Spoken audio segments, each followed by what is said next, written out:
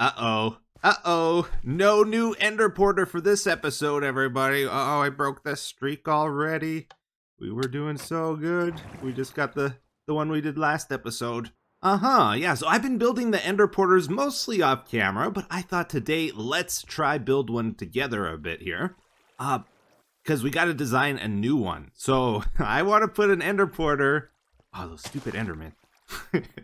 I want to put an EnderPorter in the man cave here. I'm trying to decide where to put it. Now, ideally, I want it over here, though. Like, this is the area we spend the most time in the world, I think.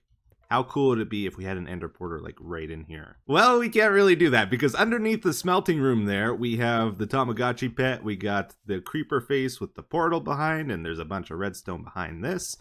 There's not enough space to do it, really. Unless we do something kind of special with this one, because there's no room below this, there's no room besides this. That just leaves above.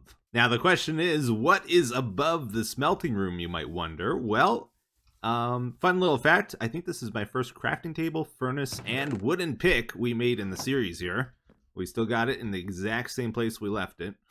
So I don't really want to move that. That's kind of like a nostalgic thing for me. But then we got this water pool we got to deal with. We got to fill this in so it doesn't leak. And then I think if we dig down around here somewhere, it'll take us right to the smelting room. I'm going to guess maybe around here. Let's find out. Nope, that's a miss. So it's more over here. Yeah, that's one of our shulkers. Okay, good. Yeah, so we have some space above the smelting room that we can take advantage of. But the thing is, EnderPorters are loaded by throwing the pearl down, usually. Into the bubble column. So that's our challenge. We got to design an EnderPorter where we throw the ender pearl up. And yeah, that's a little bit tricky because we want the ender pearl to sit in a bubble column.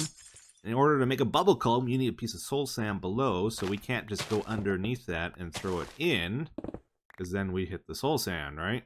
So we either got to move the soul sand out of our way as we throw the ender pearl and then put it back, or we need to push the ender pearl into the bubble stream somehow. And I think we're going to go for the second option. Pushing the ender pearl into the bubble stream will probably be a little bit easier. But either method we choose here, we got to somehow detect when we throw the ender pearl. And unfortunately, I think tripwires are really the only way of doing that.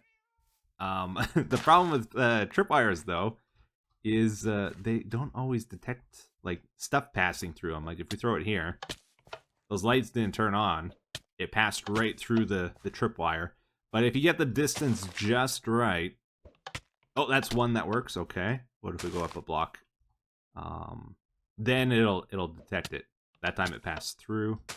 I guess at this height might be what we end up doing then. I'm not really sure how much water we need here, so let's just fill this all the way up, and then we'll figure it out from there.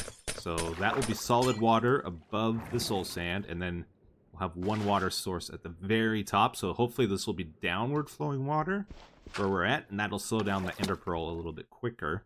Let's see if we hit the roof here. Oh, no, we don't. Okay, good. Cool, cool. So that slows it down really good, and then we just have to push it into the bubble column. Okay, well, it took me a little bit of trial and error here to get the distances and the timings all correct with this, but I think it's pretty consistent now.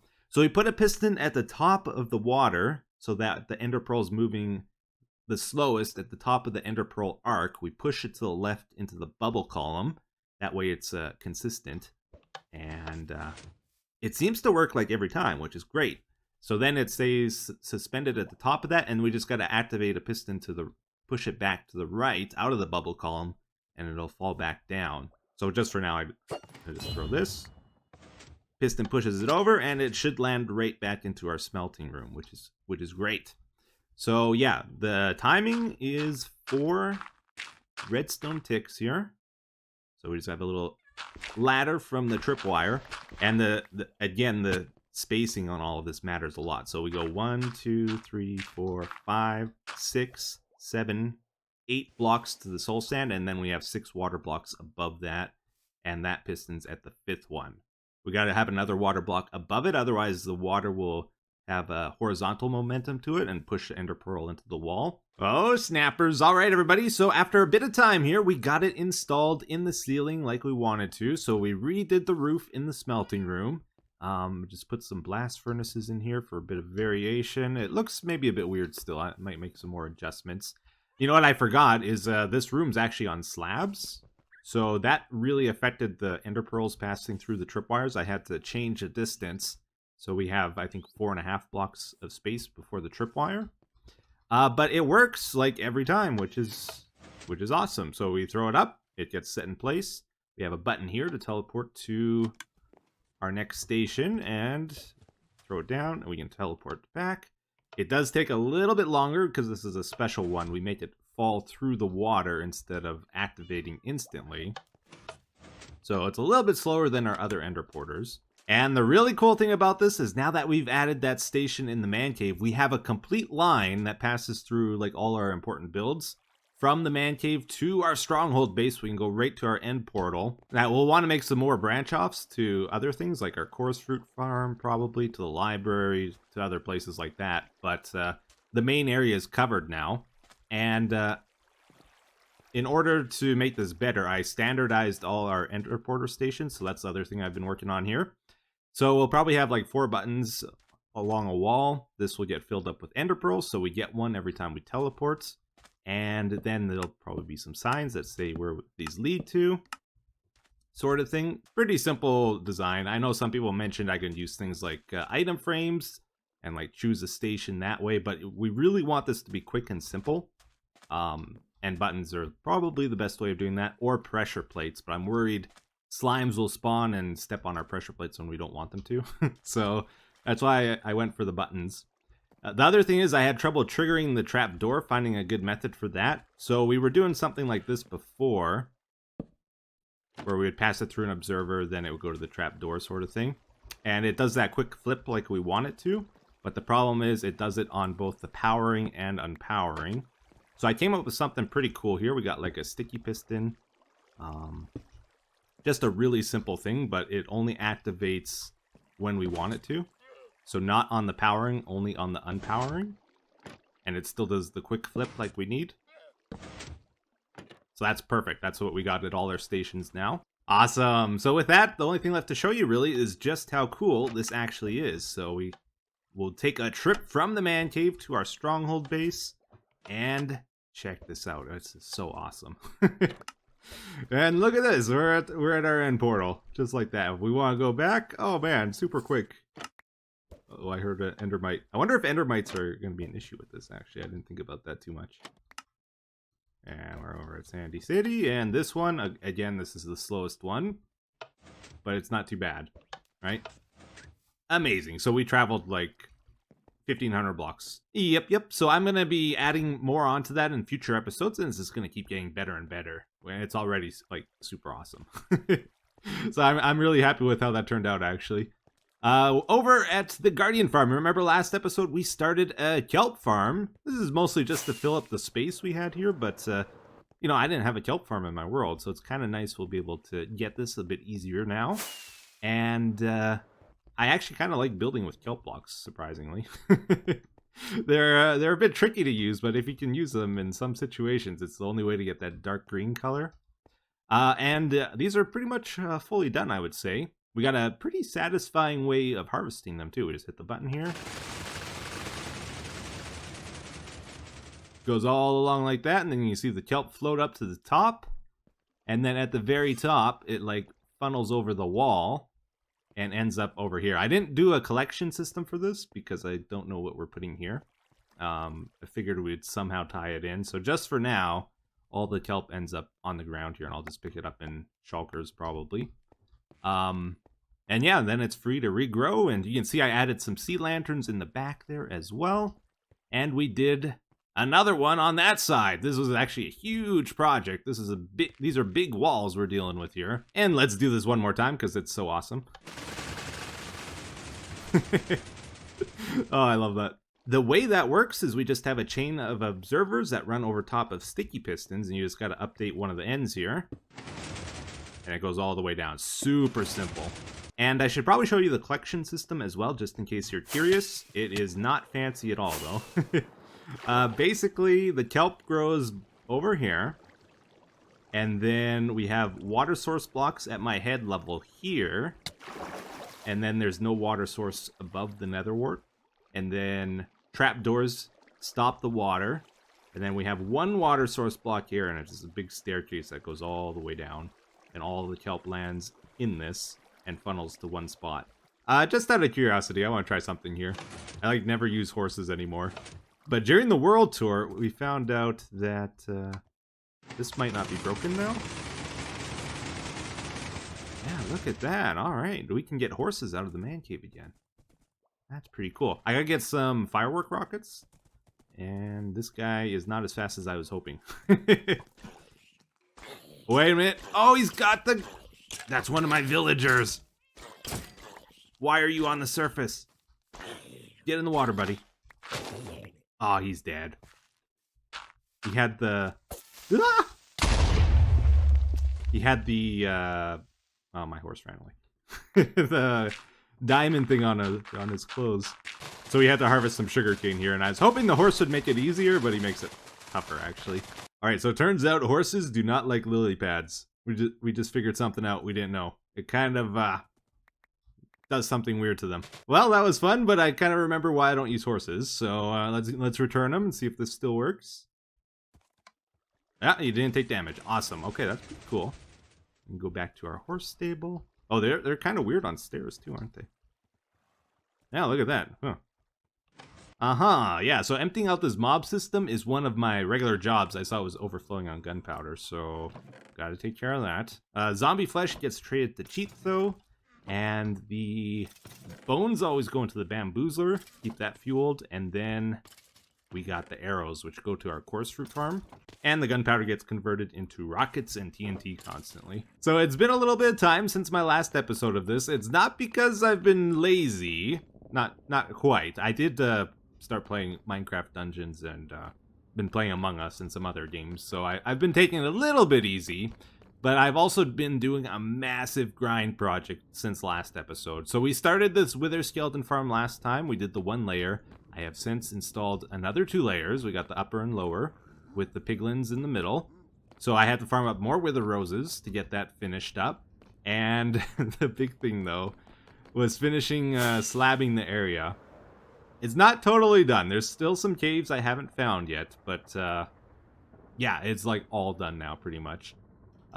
Just went to town, I did the perimeter, and then I was like, okay, why is this still not working too good, right? We still weren't getting too many wither skeletons, and then I found an area over here, kind of hidden away up and behind. I had to slab all this section here too, everything above. If you have a big flat spot, it's a lot easier just to spam lava in it, so that's what I did for a big portion of this. But, yeah, I think I got most... Whoa! Hey, you gotta be careful, though. In case you forget about, like, where you put it all. Yeah, we got some up here, too. Ooh, that was a close call. Yeah, so Etho be slabbing. Got a lot of it done. But that's not all. We also need a place to kill the guys and to gather them and all that stuff, right? So, started setting up something here as well. Just walk up to them, hit them with a sword.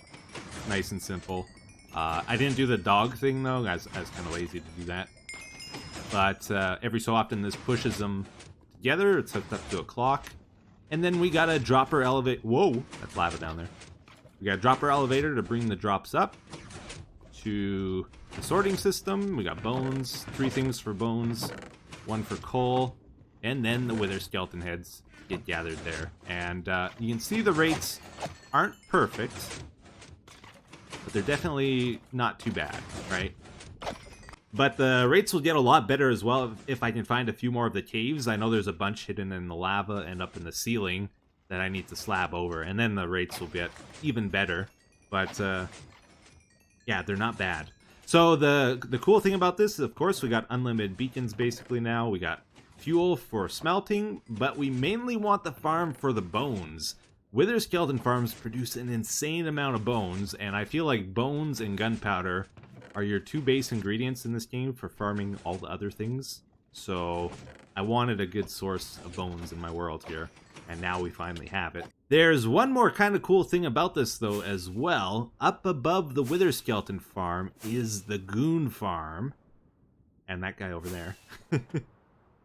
So yeah, we got our basalt farming thing here. and a bunch of stuff, right? So the thing is, when we use our Wither Skeleton farm, we also collect iron automatically from the Goon farm. Oh, it's all full. Wow. Oh, and it's overflowing. Uh-oh. Okay, that's good to know. So we can get iron as we get bones and stuff as well. All right, so we're going to take a moment now to stop by the Crimson Keep. What do you guys think about this project, by the way? Do you still like it, or you want to see more of it, or are you kind of bored of it? As much as I like this Nether update, I do worry that it's not really that fun watching stuff done in the Nether still. I don't know. It's this just kind of a feeling I have. But I do have more ideas with this if we want to work on it some more. The thing we're going to do here, though, is finish up the Magma Cube farm. We didn't have enough Wither Roses for it, and I farmed a few extra so that we can fill in all these missing spaces. This is the worst part about Wither Roses. You can never tell if you missed the spot, because they're all, like, in different positions. I think we got them all now. Oh, it is a thunderstorm. Yep, okay, this is it. This is our chance. I've been trying to do this for weeks. We got the stupid mushroom up here. Let's see if... Hopefully this doesn't kill him. I don't want to hit you hard, but it's not throwing unless I...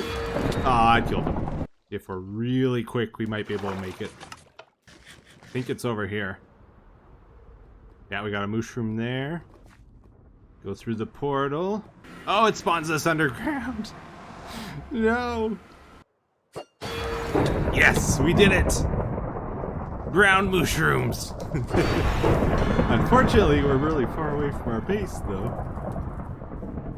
But if we need them, we got them now. So in terms of like farming resources and stuff, the main thing we need in our world, like more than anything, is villagers. We have this underground village. It's great and all. I use it all the time. But the villagers do die here, unfortunately. It's not like a foolproof thing. So we need to get something a bit better. Ooh, I gotta break this, don't I? Gotta break it. And he's still stuck. Get out of there. Okay, there we go. Oh, he finally got his trades restocked. Okay, let's put that back. And I didn't get the vine. It's fine. Okay, you're gonna go to the Nether.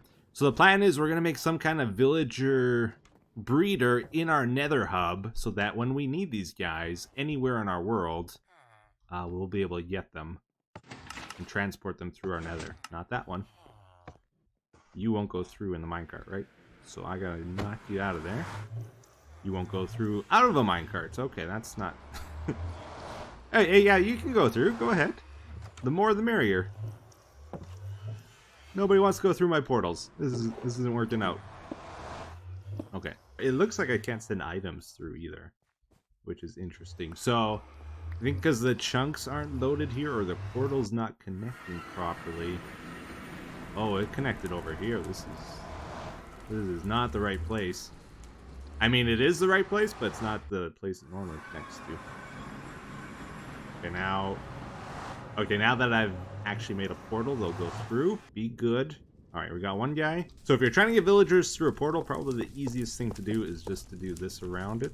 That way they will stay near the portal and not run away. They won't run across tracks, so that works really good.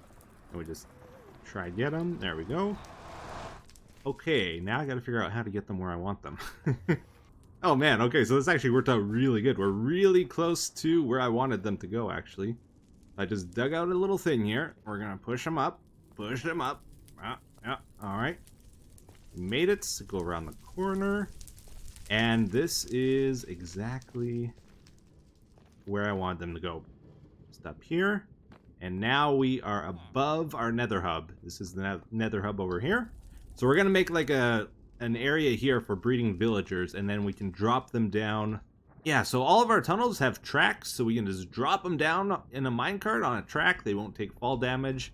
Or maybe we'll use a boat or something, and we'll be able to send them anywhere we want them to go in our world. Alright, then the plan is to dig out a bit of an area here. And it can take a bit of time to get these guys breeding, so let's get that started right away. Now, I gotta be so careful with this. I have definitely accidentally right-clicked beds before in the Nether, and it is the worst thing. Okay, so we'll have to set up a bunch of beds, a bunch of workstations. I guess let's just put the lecterns in front of the beds for now. It's nighttime. All right, so they should count that as sleeping now. That's great. And they'll be able to breed in the morning. I gotta get some food for these guys, though. So I'm out of here. This isn't exactly the best place for this guy, but I've got our farmer guy over here for right now. And I just want to make sure he doesn't escape or get killed. So we're going to buy a bunch of bread off of him to feed to our new villagers. Here you go. Oh, that sounds like a baby. We got a baby. All right, so it's working. But anyways, unfortunately, that's probably as far as we'll get on that project today because I am all out of time. I have actually spent way too long on this episode. Lots of grindy stuff on this episode. But yeah, our infrastructure in the world's getting much better, which is great. But let's get to the comment of the day. It says, do you ever go back and rewatch any of your videos like the speed challenges, for example? Do you think you would be amused as to how your thought process was for certain things now being years more experienced? I am sure your viewers would love to see an up-to-date speed challenge of some kind reviving the old days. Yeah, so typically, like, I don't rewatch my videos. Sometimes I'll see some stuff. Mainly, like, the videos I find more interesting to rewatch are, like, the Team Canada stuff. Because, you know, you got me interacting with other people. And I find it interesting. Like, I'll be rewatching it. My memory's not quite perfect. I remember most stuff, but they'll be like, okay, what am I going to say next in this situation? I'll compare, like, what I would say nowadays to what I'll actually say in the video. And a lot of times it catches me off guard. It's like, oh, was not expecting that. Or sometimes they'll be like, oh, that was a little bit snarky, you know, I was a bit immature back then, you know. I probably wouldn't have responded like that nowadays. That's kind of fun to see that, but generally I don't rewatch my videos. As far as speed challenges go, that's like an old series I had where I would try to do a certain task in the game as quick as possible. Like start from scratch and go to the nether, kill a ghast as quick as possible. Or like, I think one of my better challenges is I tried to brew all the potions in the game as quick as possible. And I got like really lucky in that run and did it in like 35 minutes or something. I remember I was pretty proud of that one. But I haven't touched the series like since then. Speed running in Minecraft has become more popular though, so maybe it's worth thinking about again. Or like even hardcore Minecraft people are more interested in now, so it could be fun. I've been wanting to maybe start from scratch in the nether. That's something I haven't tried yet since it's been possible, and that might be fun. But yeah, nothing definite. Anyways, hopefully you guys enjoyed today's episode. Thank you for watching. I hope you have a wonderful day. Take care. Bye-bye.